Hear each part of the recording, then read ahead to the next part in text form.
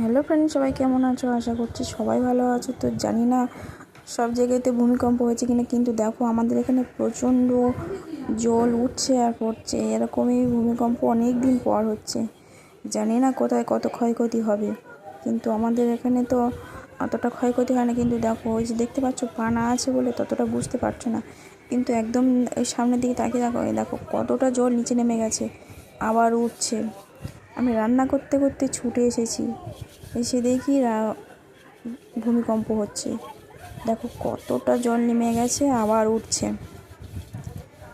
তো জানি না কোথায় কত ক্ষয়ক্ষতি হবে, কারণ ভূমিকম্প হলেই সেই নেপালের কথা মনে পড়ে। কারণ ওখানে একসময় প্রচুর ক্ষয়ক্ষতি হয়েছিল। আমরা তখন স্কুলে পড়তাম, সেই স্কুল থেকে চাঁদা তুলে নিয়ে নেপালে পাঠিয়ে দিয়েছিলাম, সেই জন্য করে ওখানকার কথা মনে পড়ে। তো এখন জানি না কত জায়গায় কত ক্ষয়ক্ষতি হবে। দেখছো কতটা জল উঠছে আর পড়ছে, এই দেখো ধারে ভালোভাবে বোঝা যাচ্ছে। তো এই দেখো কতটা জল নেমে যাচ্ছে আর উঠছে আর পড়ছে।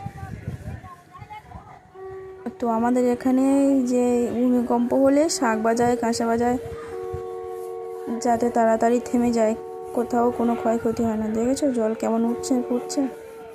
রান্না করতে করতে এক ছুটে এসে দেখে এই অবস্থা, আবার ছুটে গিয়ে ফোন নিয়ে এলাম। তো সবাই সাবধানে থেকো। Tata, bye bye.